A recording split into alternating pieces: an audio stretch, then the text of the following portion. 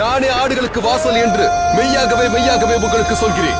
எனக்கு முன்னே வந்தவர்கள் எல்லாம் கள்ளரும் கொள்ளைக்காரர்களுமாய் இருக்கிறார்கள். ஆடுகள் அவர்களுக்கு செவி கொடுக்கவில்லை. நானே வாசல். என்னுடையவைகளை அறிந்தும் என்னுடையவைகளால் அறியப்பட்டும் இருக்கிறேன். ஆடுகளுக்காக என் ஜீவனையும் கொடுக்கிறேன். Ministry is not a stage performance. What you need is not a man of God. இங்குள்ள மக்களுக்கு அன்பான ஆண்டவர் இல்லை, கனிவான வேத புத்தகம் இல்லை. அதை கொடுக்கறது தான் சீகன் பால்குவோட முதல் வேலையா இருந்துச்சு. தமிழை கத்துண்டு என்ன செய்ய போறேன்? எல்லாரும் ஆ போடுங்கோ. என்ன முடிக்கிறேன்? இவெல்லாம் போறத பார்த்து நீங்களும் அதே மாதிரி ஆ போடுங்கோ. நம்ம தேசத்துல முதல்ல அச்சிட்ட புத்தகம் எதுன்னு தெரியுமா? பைபிள் தான். அத அச்சிட்டது யாருன்னு தெரியுமா? நம்ம சீகன் பால்க் தான். அவருதான் தமிழ்நாட்டுக்கு வந்த முதல் மிஷனரி.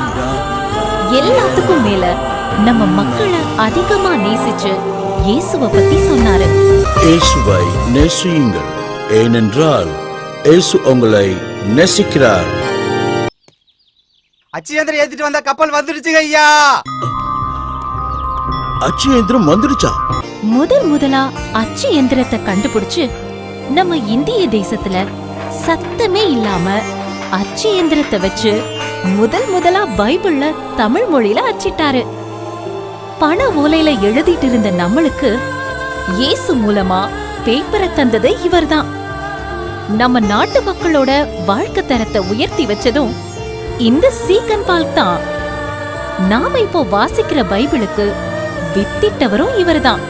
இன்னைக்கு என்ன நிலவரம்? தலைப்புச் செய்திகள். அன்னைக்கு மிஷனரி கொடுத்தான், ஆனா இன்னைக்கு குள்ளனரி வாங்கிட்டு இருக்கு. திருச்சபைன்னு வீடு வீடு தெருவுக்கு தெரு பெருகி இருக்கு. எந்த திருச்சபை? சிஎஸ்ஐ காரர் ஆர்சியை பார்த்து கேவலமா பேசுறார். ஆர்சி காரரை பார்த்தா பெந்தகோஸ்காரர் கேவலமா பேசுறார். ஆண்டவரை பார்க்கிற திருச்சபை எங்கே இருக்கிறது சொல்லு. என்ன பண்ணிட்டு இருக்கீங்க? ஜனங்க ரட்சிக்கப்படணும் கொஞ்சமாவது 1% ஒரு துளி பாரம் இருக்கா இல்லையா? இன்னைக்கு எப்படிப்பட்ட தீர்க்கதரிசிகளை தேடுறோம்? ப்ராஃபட் பேர் சொல்லிட்டா ப்ராஃபட், புல்லட்டினுடைய நம்பரை சொல்லிட்டாருனா ப்ராஃபட், என் பேருடைய இனிஷியலை சொல்லிட்டா ப்ராஃபட். இத வச்சு நீ என்னத்த சாதிப்ப?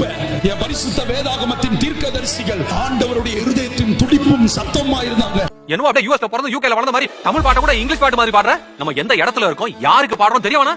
மூஞ்சி மொகரக்கட்டை பாரு. இப்படியாவது சிலரை ரட்சிக்கும்படியாக எல்லாருக்கும் எல்லாம் ஆனேன்னு பால் சொன்னது மறந்துட்டீங்களா?